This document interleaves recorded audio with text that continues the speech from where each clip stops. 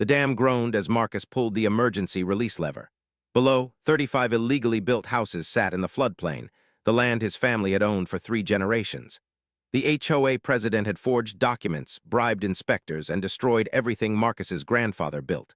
Now, with the Attorney General's approval and cameras rolling, Marcus watched the water surge toward the valley. "Some lessons," he whispered, "are taught by nature herself." Marcus Whitfield stood at the edge of his grandfather's property, staring at something that shouldn't exist. A sprawling development of 35 identical beige houses stretching across what had been pristine meadowland just 18 months ago.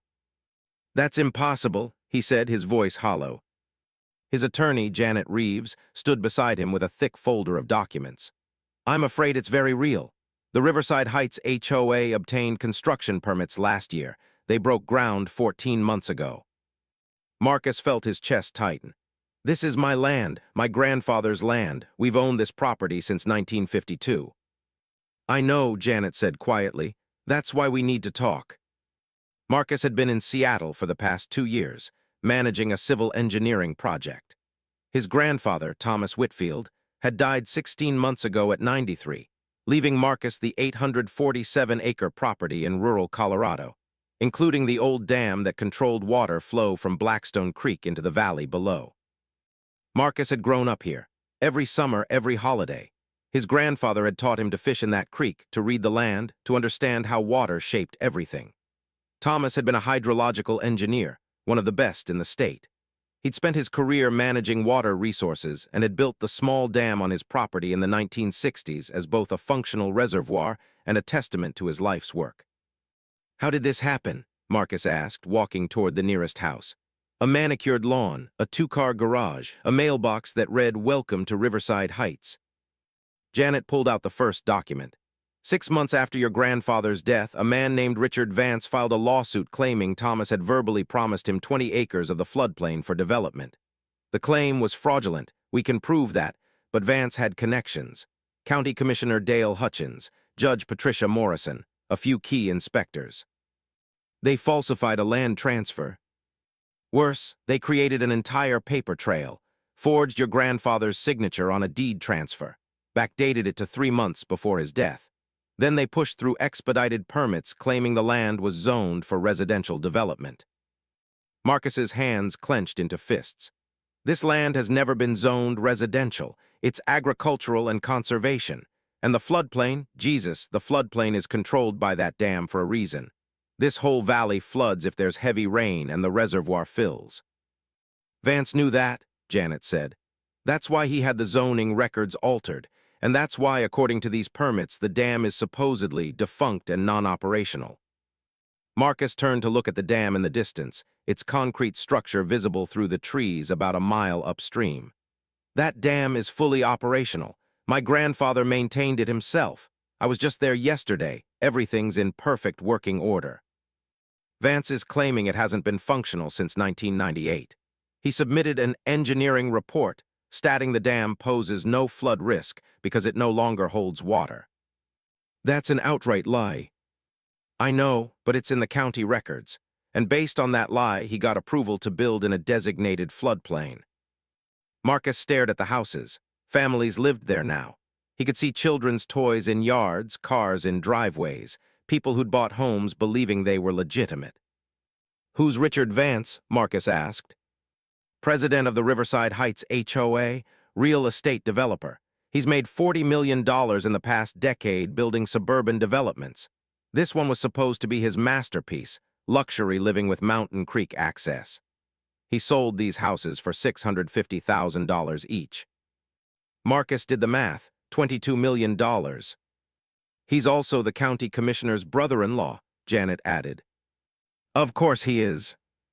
They walked to the HOA office, a small building at the development's entrance. Inside, Richard Vance sat behind a mahogany desk, his silver hair perfectly styled, his suit probably worth more than Marcus's truck. "Mr. Whitfield," Vance said, not standing, "I wondered when you'd show up." Marcus fought to keep his voice level. "You built 35 houses on my property." "Your property?" Vance smiled. "I think you're confused. This land was legally transferred to the Riverside Heights Development Corporation last year. All the paperwork is in order." The paperwork is forged. That's a serious accusation. Janet stepped forward. We have the original deed. We have your grandfather's medical records showing he had advanced dementia by the time your supposed transfer was signed. We have handwriting analysis proving the signature is fraudulent. And we have testimony from 3 engineers confirming that the dam is fully operational, not defunct as your permits claim. Vance's smile didn't waver. Then I suggest you take it up with the county. As far as I'm concerned, I'm a legitimate property owner who went through proper channels. If there was an error in the permit process, that's not my problem. You bribed officials, Marcus said. Prove it. I will. Vance leaned back in his chair. Mr. Whitfield, let me explain something to you. I've built 17 developments in this state. I employ the best lawyers money can buy. Even if you somehow prove fraud, which you won't, the legal process will take years. Meanwhile, 35 families are living here. They have mortgages, children in local schools. This is a functioning community. No judge will evict them. They built on a floodplain, Marcus said quietly. According to county records, this is not a floodplain. The dam is defunct. There's no flood risk. The dam is operational. Says who? You, Vance laughed. You're a bitter grandson trying to contest his grandfather's legal decisions. No one's going to believe you over official engineering reports. Marcus took a step closer to the desk. My grandfather was a hydrological engineer for 40 years. He built that dam to control spring runoff and storm surge. Every house you built is in the historic flood zone. If that reservoir fills and releases, this entire valley goes underwater. Then it's a good thing the dam doesn't work, isn't it? Janet touched Marcus's arm. We're leaving, we'll see you in court. Outside, Marcus was shaking with rage. He knows the dam works, he knows what he did, and he thinks he's untouchable. He might be, Janet said carefully. The corruption goes deep, Marcus. I've been digging for 6 weeks. The county commissioner, the judge, 3 inspectors, 2 surveyors, they all signed off on documents they knew were false. Vance paid them well, and now he's right about one thing, those families are innocent. They bought these homes in good faith. Marcus looked at the houses again. What happens when the reservoir fills? Janet was quiet for a moment. Your grandfather's engineering notes say the dam can hold approximately 48 million gallons. When it reaches capacity, the spillway automatically releases water into the valley.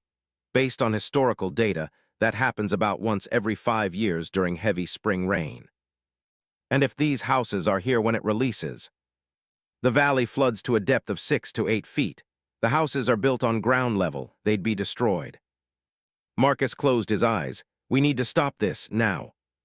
We're trying. I've filed motions with the county court. But Vance has Judge Morrison in his pocket. She keeps delaying hearings. And meanwhile, more families keep moving in. Marcus opened his eyes and looked at his attorney. What if I just open the dam? Let the water prove what's going to happen.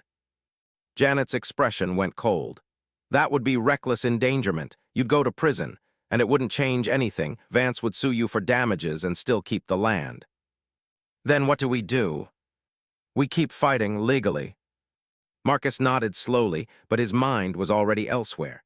He'd spent 2 years building a water management system in Seattle. He understood dams, watersheds, flood control.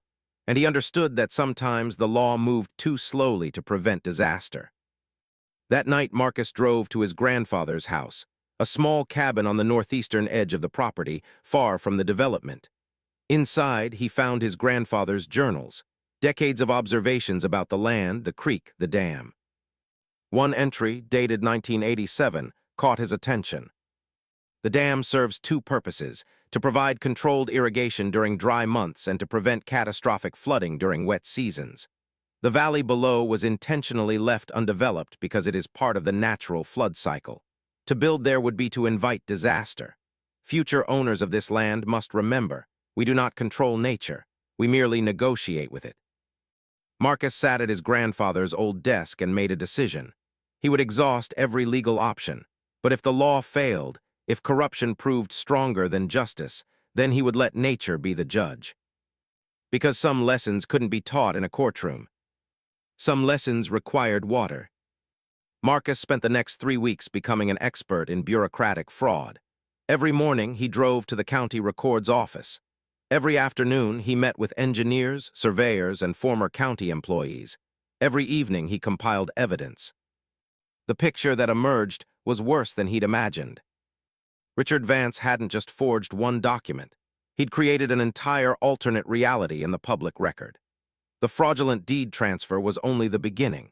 He'd also submitted fake environmental impact studies, falsified geological surveys, and created fictional engineering reports claiming the dam had been decommissioned in 1998.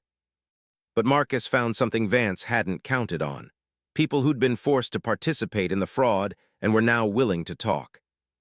The first was Martin Chen, a civil engineer who'd been hired to assess the dam's structural integrity. Martin met Marcus at a coffee shop 30 miles from town, nervous and apologetic.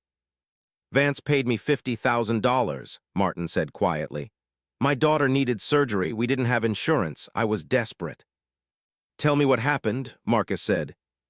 "He asked me to write a report stating the dam was non-functional. I refused. I'd been to the site. I could see the dam was perfectly maintained. But Vance said if I didn't write the report, he'd make sure I never worked as an engineer again. He had photos of me, my family. He knew where my daughter went to school." Marcus felt sick. "So you wrote the report?"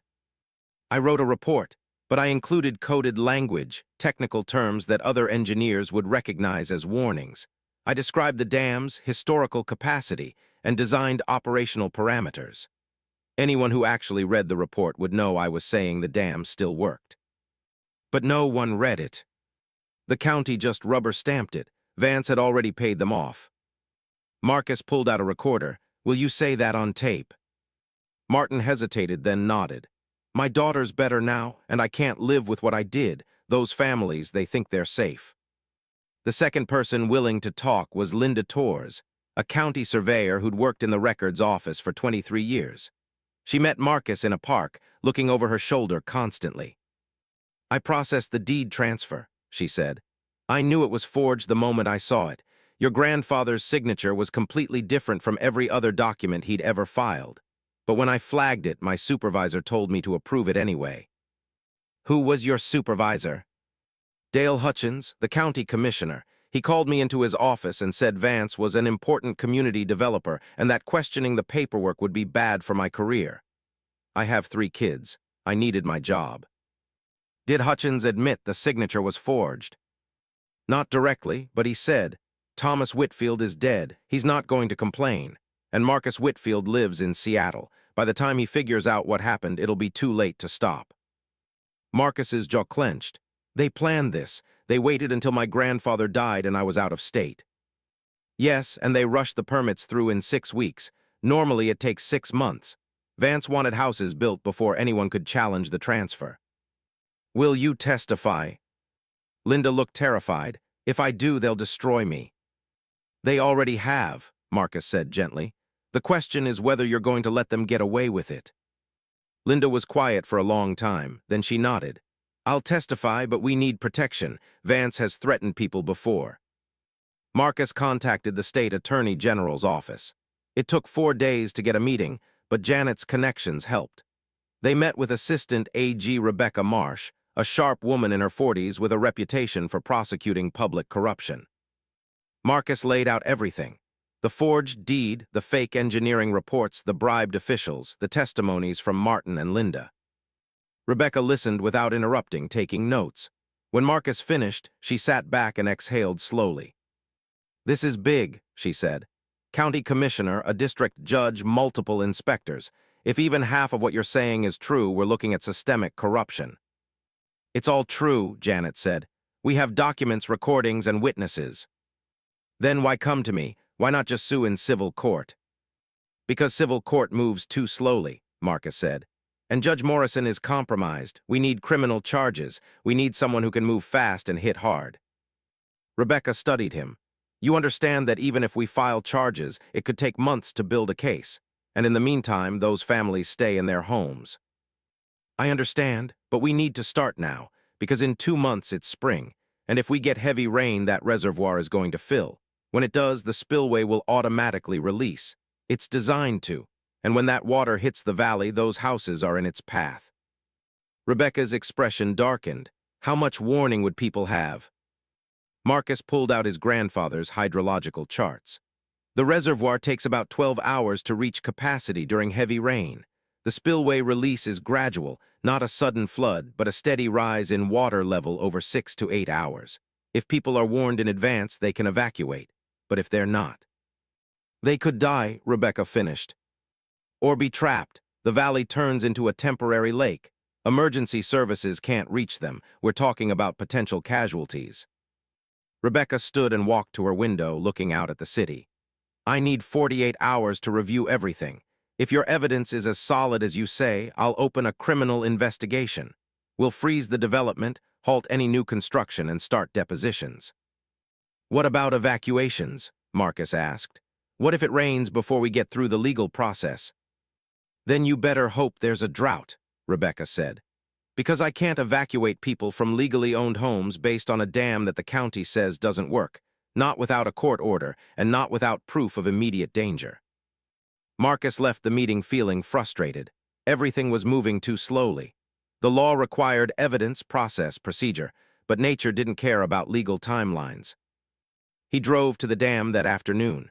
The structure was beautiful in its simplicity, a curved concrete wall 70 feet high, holding back a reservoir that sparkled in the afternoon sun. His grandfather had designed it to be both functional and elegant. Marcus climbed the access ladder to the top of the dam and walked across the maintenance platform. The spillway was on the southern edge, a controlled channel that automatically opened when water pressure reached a specific threshold.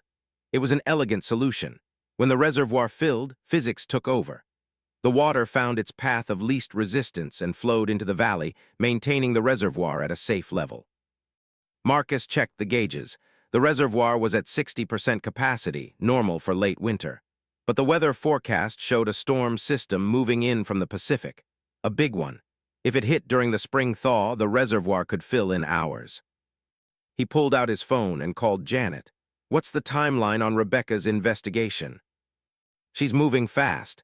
She filed preliminary charges yesterday: fraud, bribery, conspiracy. She's also requested an emergency injunction to halt any new construction. What about evacuations?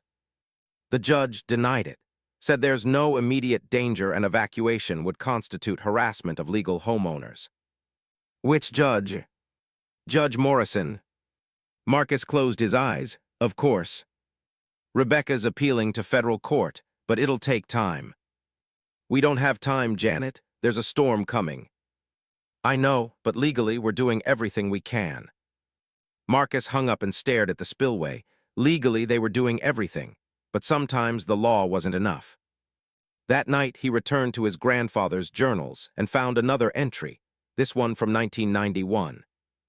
I received a letter from a developer today offering $2 million for the floodplain. I declined.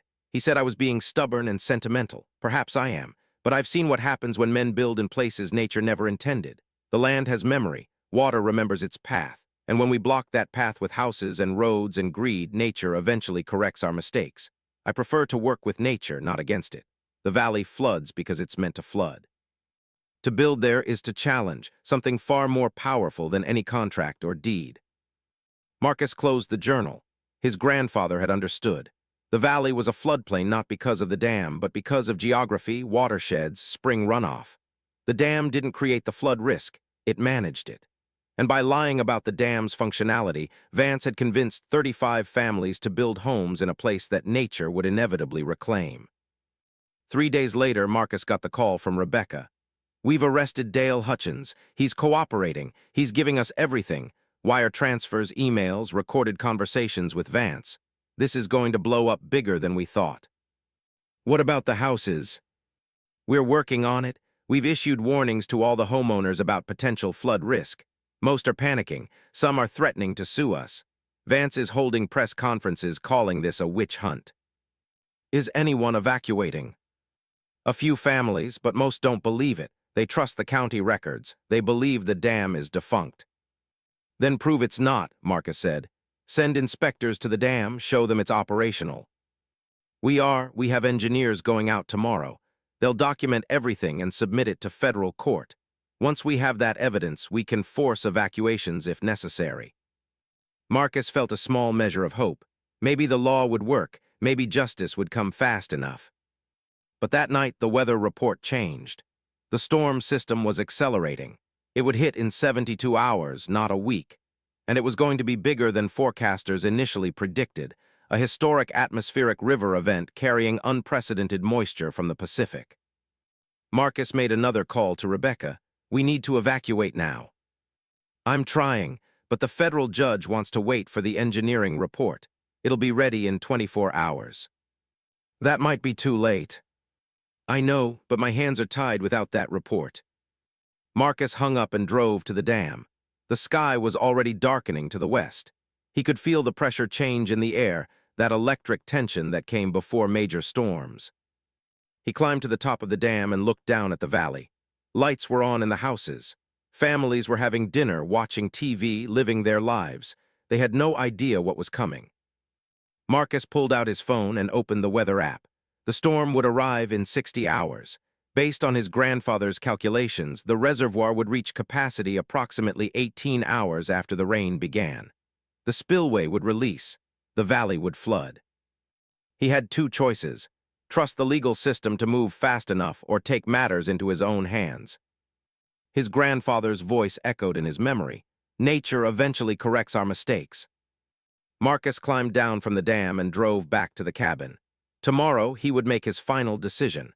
Tomorrow, he would choose between law and nature, between waiting for justice and creating it.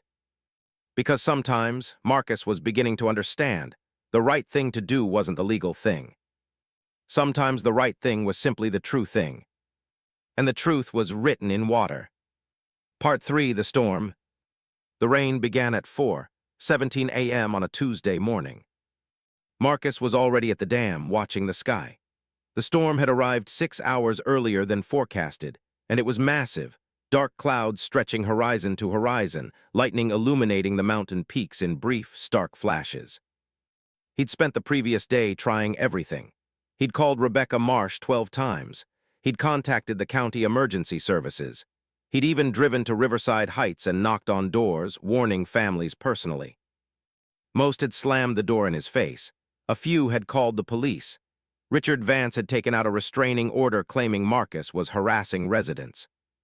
The legal system had failed. The engineering report was delayed by administrative review. The federal judge had postponed the hearing by 48 hours due to scheduling conflicts. Rebecca was furious but powerless. Meanwhile, the rain came. Marcus stood on the dam's maintenance platform, his grandfather's technical manuals spread out before him, protected under a waterproof tarp. He'd been studying the spillway mechanism for hours, understanding every valve, every release point, every failsafe. The dam was designed to handle this. His grandfather had built it to withstand 100-year storms. But that design assumed the valley below would remain undeveloped, that when water released, it would spread across empty meadowland and naturally disperse. Now there were 35 houses in that meadow. Marcus's phone buzzed. "Janet." "Where are you?" she asked, her voice tight with stress. "At the dam." "Marcus, you need to leave. Emergency services just issued a flash flood warning for the entire county. That storm is dropping 3 inches of rain per hour." "I know, I'm watching the reservoir fill." "Get out of there. The access road will be impassable in an hour." "I'm not leaving." There was a long pause. "What are you planning to do?" Marcus looked at the spillway controls. The mechanism was manual, a series of gates that could be opened gradually or all at once. In normal operation, the gates opened automatically when water pressure reached the threshold. But there was also a manual override, a big red lever marked emergency release. His grandfather had installed it for extreme situations. If the dam itself were threatened, if the structure showed signs of failure, if downstream evacuation was required before automatic release. "Marcus," Janet said carefully, "whatever you're thinking, don't do it."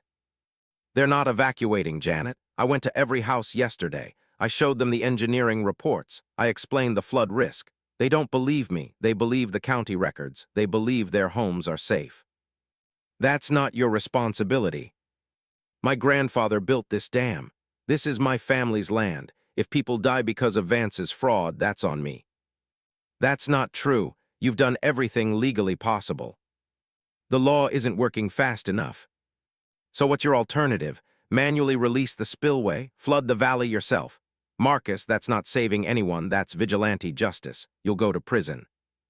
Marcus watched rain hammer the reservoir surface.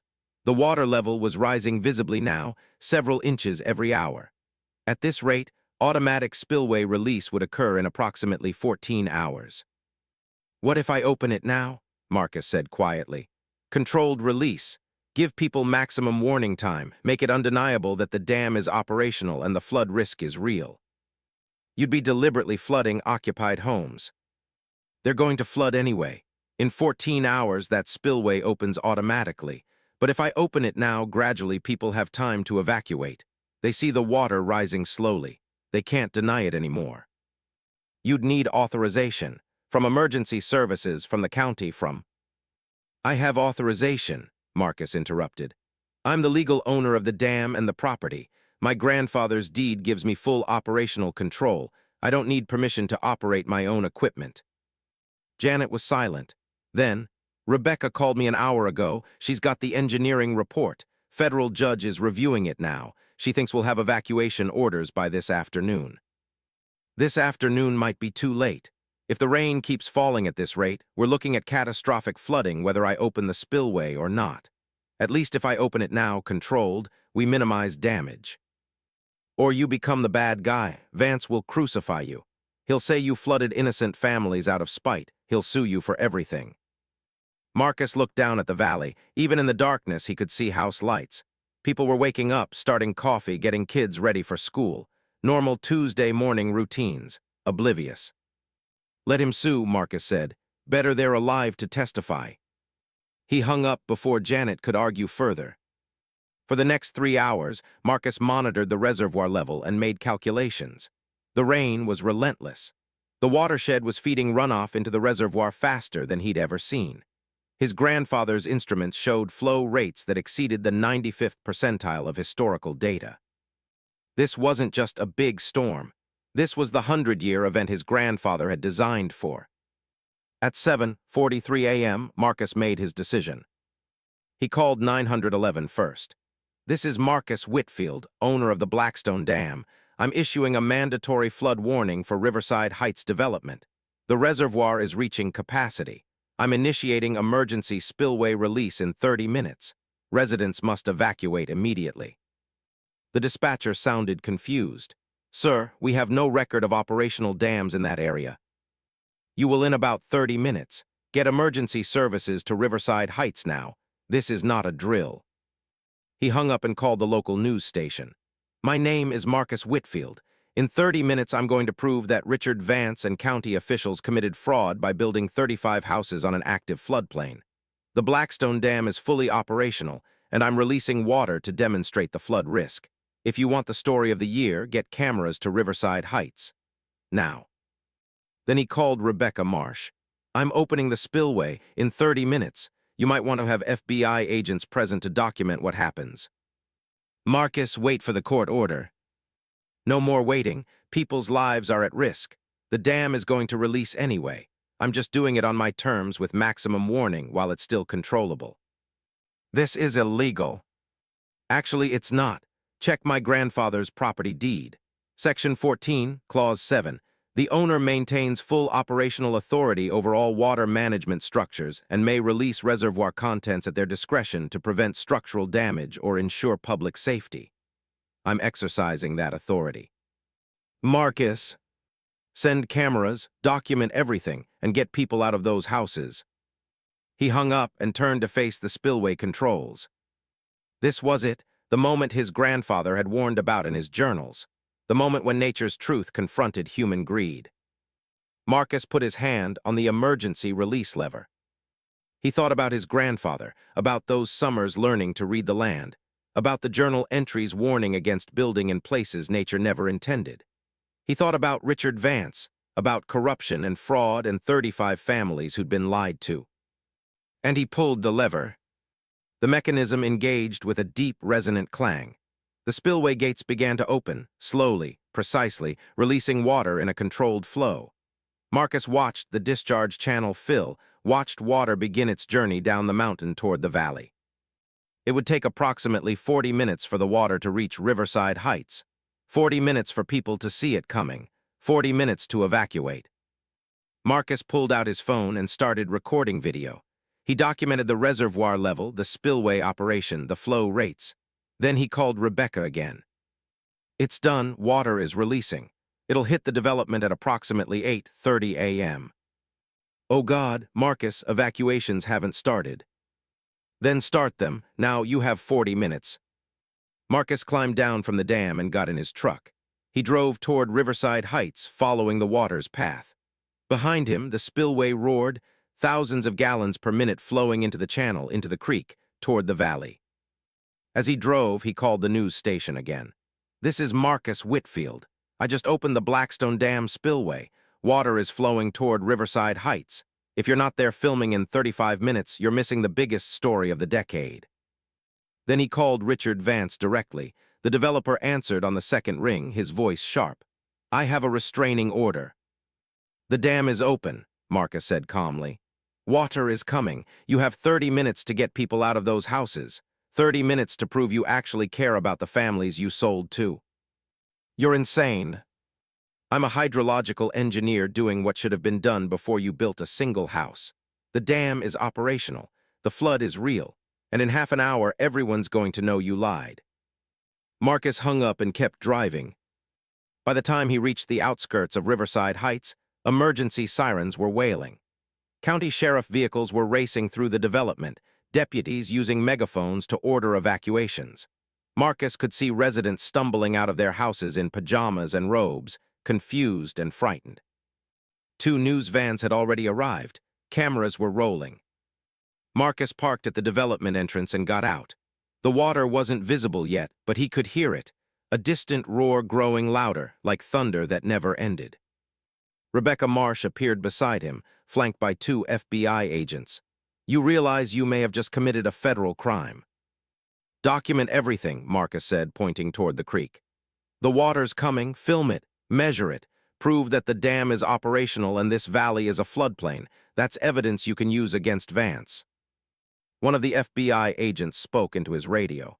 We need additional evacuation support at Riverside Heights, and we need FEMA out here. This is going to be a disaster zone. The sun was rising now, gray light filtering through the storm clouds. And in that light, Marcus saw it. Water appearing at the far end of the valley, flowing through the meadow, advancing like a living thing. It wasn't violent. It wasn't a wall of destruction. It was exactly what his grandfather had designed, a controlled release, a gradual flood, nature reclaiming its path. But it was undeniable. The water flowed into the development, reaching the first houses within minutes. It didn't smash or destroy. It rose 6 inches, a foot, 2 feet, 3. Marcus watched as the water reached mid-door level on the nearest house. Watched as it filled yards, covered porches, turned streets into rivers. Richard Vance's luxury development was becoming a lake. And the cameras captured everything. By noon, Riverside Heights was underwater. Marcus stood on high ground at the valley's edge, watching rescue boats navigate between houses. The water had reached 4 feet deep in most areas, just as his grandfather's calculations had predicted. No one had died. Emergency services had evacuated all 35 families in time, but the images were devastating. Houses sitting in brown water up to their windows, cars submerged, personal belongings floating down what used to be streets. One news helicopter caught footage of a child's bicycle drifting past a half-submerged mailbox. The national media arrived by early afternoon. Marcus gave interviews, showing reporters his grandfather's engineering documents, the forged deed, the fake reports claiming the dam was defunct. He explained the fraud methodically, calmly, like the engineer he was. This was entirely predictable, Marcus told a CNN reporter, his grandfather's hydrological charts spread across the hood of his truck. This valley has been flooding periodically for thousands of years. My grandfather built the dam to manage that flooding. Richard Vance knew this. The county officials knew this. They chose profit over safety. But you chose to open the dam, the reporter pressed. You deliberately flooded 35 homes. I initiated a controlled release to prevent catastrophic flooding, Marcus corrected. The reservoir was at 94% capacity when I opened the spillway. Based on rainfall rates, automatic release would have occurred in less than 6 hours. By opening it manually, I ensured gradual water level rise and maximum evacuation time. What you're seeing isn't destruction, it's demonstration. This is what happens naturally in this valley during heavy rain. This is why you don't build houses here. The reporter looked uncertain, but the camera kept rolling. Rebecca Marsh held her own press conference, standing in front of the flooded development with a stack of documents. We have evidence of systematic fraud involving multiple county officials and a private developer. Forged deeds, falsified engineering reports, bribed inspectors. This investigation is ongoing, but what's clear is that 35 families were sold homes in a location that was never safe for development. A reporter shouted a question. Is Marcus Whitfield under investigation for the flooding? Rebecca's expression was carefully neutral. Mr. Whitfield's actions are being reviewed. However, it's worth noting that he attempted to warn residents for weeks before today. He filed complaints with county offices. He contacted emergency services. He followed proper channels. When those channels failed, he exercised his legal authority as the dam's owner to prevent what he believed was imminent danger. So he's a hero or a criminal? That's for the courts to decide. What's not up for debate is that he was right about the flood risk. Richard Vance was arrested at 3:17 p.m. FBI agents took him into custody at his office, charging him with wire fraud, bribery, and conspiracy. The images of Vance in handcuffs, being led past news cameras, went viral within hours. He tried to spin it, shouting at reporters as agents put him in the vehicle. Marcus Whitfield is a domestic terrorist. He deliberately destroyed private property. I'm the victim here. But the narrative had already shifted. Social media exploded with comparisons of Vance's claims about the dam versus reality. Someone created a meme using Vance's promotional materials, luxury creekside living, overlaid on footage of houses sitting in 4 feet of water. The county commissioner, Dale Hutchins, resigned that evening. Judge Patricia Morrison recused herself from all related cases. 3 inspectors were suspended pending investigation. By the next morning, the story had national attention. Marcus was simultaneously praised as a whistleblower and condemned as a vigilante. Legal experts debated his actions on cable news. Social media was split between justice for Whitfield and arrest Whitfield. Marcus didn't care about any of it. He was back at the dam, monitoring the reservoir and managing the spillway release. The rain had continued for 36 hours, but his grandfather's engineering held. The dam was doing exactly what it was designed to do, controlling the flood, preventing catastrophic failure, managing nature's power. Janet visited him on the 3rd day. The water was receding now, leaving behind mud and debris. Riverside Heights looked like a disaster movie set, houses with water lines marking how high the flood had reached, yards filled with silt, belongings scattered everywhere. The homeowners are filing a class action lawsuit, Janet said, against Vance, the county, and you. Marcus nodded. He'd expected it. Can they win against me? Legally, probably not. You followed your property rights, you gave warning, you minimized damage. But emotionally, these people lost everything. Their homes are destroyed. Their children are traumatized. Someone has to pay. Vance should pay. The county should pay. They will, but you're easier to hate. You're the one who pulled the lever. Marcus looked at her. Would you have done it differently? Janet was quiet for a long moment. No, I don't think so, but I'm not sure I could have lived with the decision either way. Neither can I, Marcus admitted. Every night I see those kids being evacuated. I see families losing everything, and I wonder if there was another way. You tried every other way. They ignored you. I know, but that doesn't make this easier. The federal investigation moved quickly. Rebecca Marsh's team uncovered a staggering web of corruption. Richard Vance had been bribing county officials for nearly a decade, building developments in questionable locations across 3 counties. Riverside Heights was just the most egregious example. Bank records showed wire transfers totaling $3.7 million paid to various officials. Email chains revealed detailed plans to falsify documents and rush permits. There were even recordings. Vance had been recorded during a meeting with Dale Hutchins, explicitly discussing how to work around the floodplain designation. We needed this valley cleared of that damn designation, Vance said on the recording. Whatever it takes, change the records, say the dam's dead, I don't care, just make it happen. When prosecutors played that recording in court, Vance's defense collapsed. But Marcus's troubles weren't over. The homeowners' lawsuit proceeded. 23 of the 35 families joined, seeking compensation for property damage, emotional distress, and relocation costs. Their attorney was a sharp woman named Patricia Hendricks who'd made her career representing victims of corporate negligence. "My clients are ordinary people," Hendricks said at a press conference. "Teachers, nurses, small business owners, they saved for years to buy these homes. They trusted the county. They trusted the permits and inspections. And now they have nothing because Marcus Whitfield decided to play God with a dam." The media ate it up. Suddenly, Marcus wasn't the whistleblower anymore. He was the wealthy landowner who destroyed working families' homes. The narrative flipped overnight. Marcus watched the coverage in his grandfather's cabin, feeling the weight of it all. Janet sat beside him, reviewing legal documents. "They're going to depose you next week," she said. "Hendricks is good. She's going to make you look like a villain." "Maybe I am," Marcus said quietly. "Don't start believing that. You prevented deaths. If that reservoir had hit automatic release with no warning, people could have been trapped. Children could have drowned. You saved lives." "I also destroyed homes." "Vance destroyed those homes when he built them on a floodplain. You just revealed the truth." Marcus wasn't sure the distinction mattered anymore. The deposition was brutal. Patricia Hendricks was relentless, questioning every decision Marcus had made, every calculation, every moment he could have chosen differently. "You had 30 minutes before opening that dam," Hendricks said, her voice sharp. 30 minutes to reconsider, to wait for official authorization, to let proper authorities handle the situation. Why didn't you wait?" "Because people were in danger," Marcus responded. "The reservoir was at critical capacity. Automatic release was imminent. Every minute I waited reduced evacuation time." "Or you could argue that every minute you waited was another chance for authorities to properly coordinate. You took that choice away from emergency services. You forced their hand." "I gave them 40 minutes advance notice. I called 911. I called the news.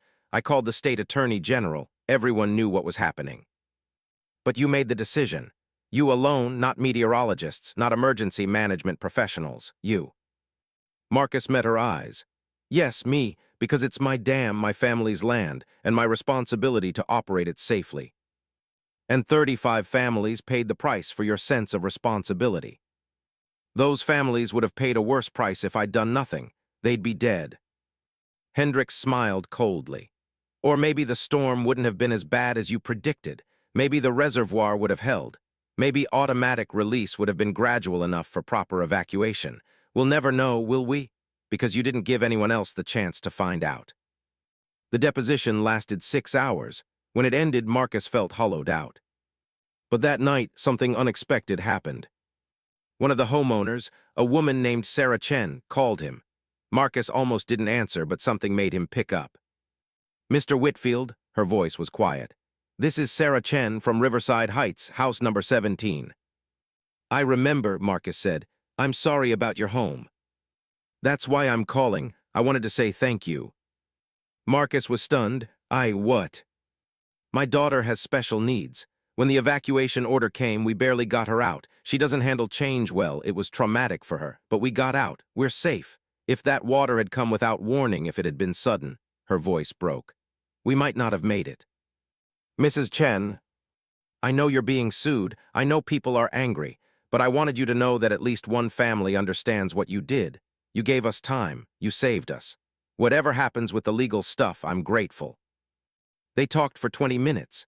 Sarah told him about her daughter, about the chaos of evacuation, about living in temporary housing now.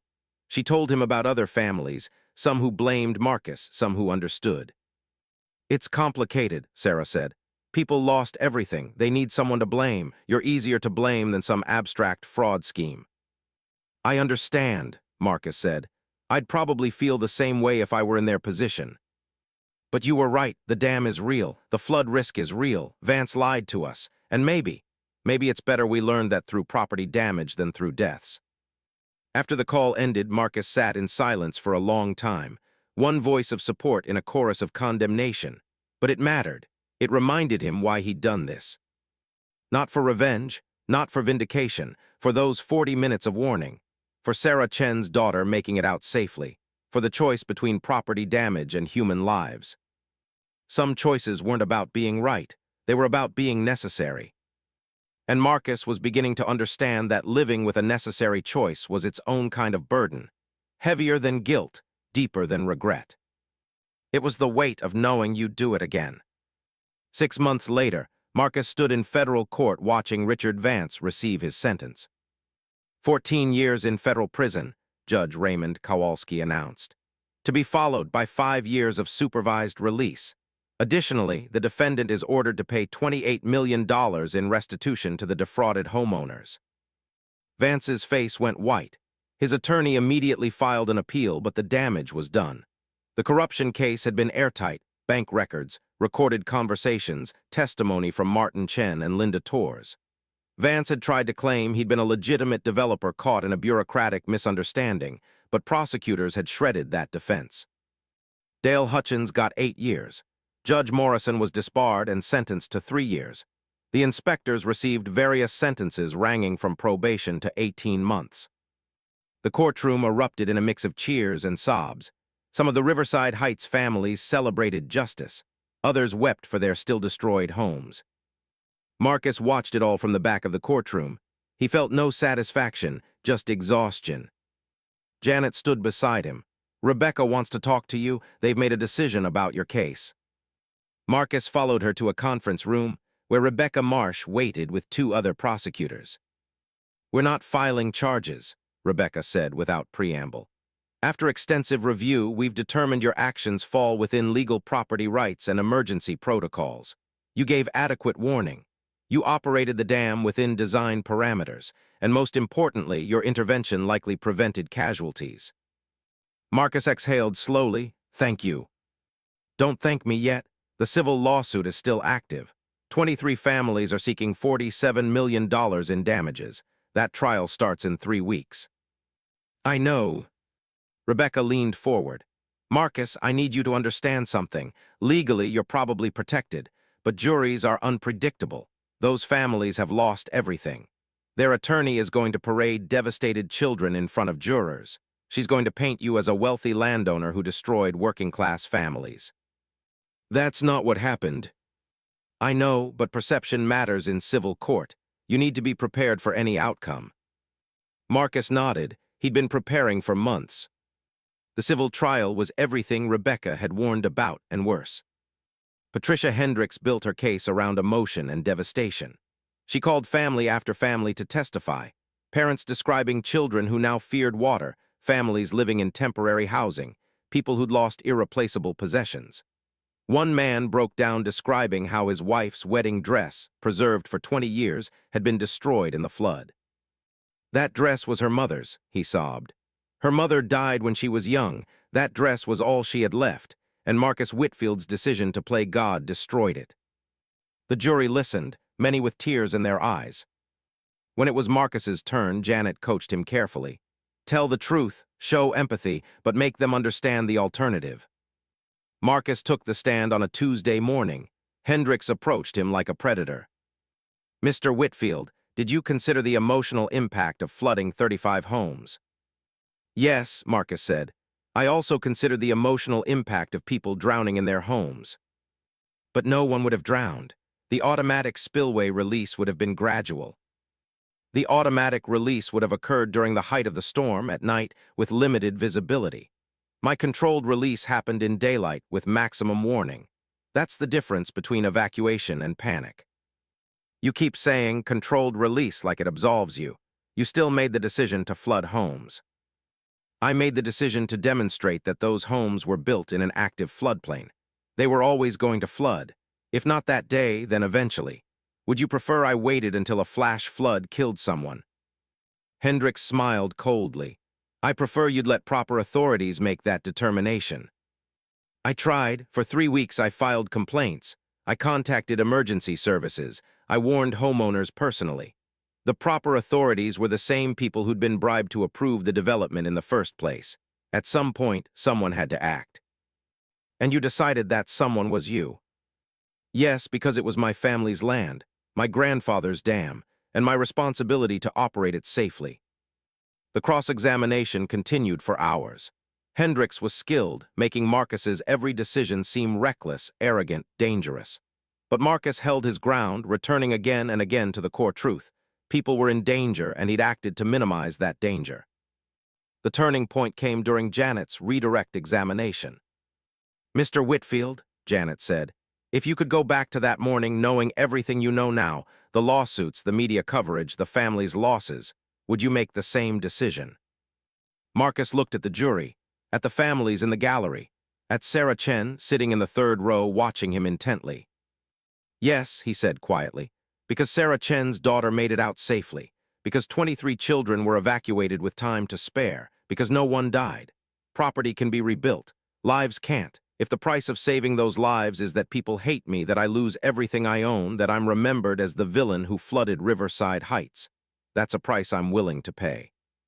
The courtroom was silent. "No further questions," Janet said. Jury deliberation lasted 3 days. Marcus waited in a hotel room, unable to eat, barely sleeping.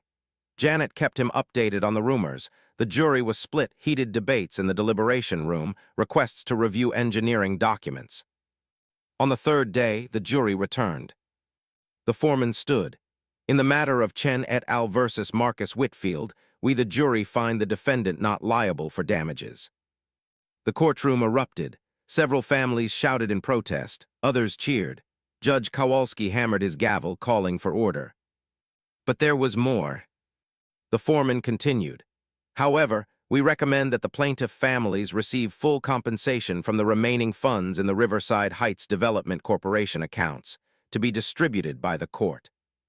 In other words, the jury wanted the families compensated, just not by Marcus. They wanted Vance's remaining assets, everything the court could seize, distributed to the people he'd defrauded. Judge Kowalski agreed.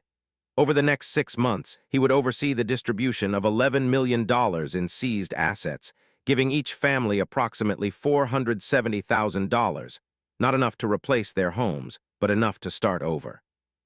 Marcus left the courthouse in a daze. News crews shouted questions. Protesters held signs reading both hero and murderer. He ignored all of it, walking to his truck with Janet beside him. "You won," Janet said. "Did I?" Marcus looked back at the courthouse. "Those families still lost everything. Because Vance built on a floodplain, not because of you. The distinction doesn't make their suffering less real." "No, but it makes what you did necessary." Marcus drove back to his grandfather's property that afternoon. The dam stood exactly as it always had, strong, functional, doing its job. The reservoir was at normal levels now, the spring flood season long past. He climbed to the top of the dam and looked down at the valley. Riverside Heights was gone. The county had condemned the development, bulldozed the damaged houses, and returned the land to its natural state. The meadow was coming back, wildflowers emerging through the mud, grass reclaiming what had briefly been streets. Nature was healing its scars. Marcus pulled out his phone and called Sarah Chen. She answered on the second ring. "Mr. Whitfield, I wanted to check how you're doing. I heard you received the settlement." "We did. We're buying a house in the next county on high ground," she laughed softly. "My husband makes jokes about checking flood maps now, but we're grateful." "Your daughter?" "She's doing better, still has nightmares sometimes, but her therapist says she's processing it well. We tell her that the flood taught us to always be prepared, that sometimes scary things happen, but we survive them." Marcus felt his throat tighten. "I'm glad she's okay." "Mr. Whitfield, Marcus, I don't think I ever properly thanked you. I know the trial was hard, I know people said terrible things, but you gave my daughter a chance to grow up. Whatever anyone else thinks, that matters." After they hung up, Marcus sat on the dam for a long time. He thought about his grandfather's journals, about the wisdom in those old pages, about working with nature instead of against it, about responsibility and difficult choices. His phone buzzed with a message from Janet. "County officially returning the forged land to you. Full property rights restored. It's over." But it wasn't over. It would never be over. Marcus would carry this for the rest of his life, the faces of those families, the images of flooded homes, the weight of his decision. But he'd also carry Sarah Chen's gratitude, the knowledge that 23 children were alive and growing up because he'd acted.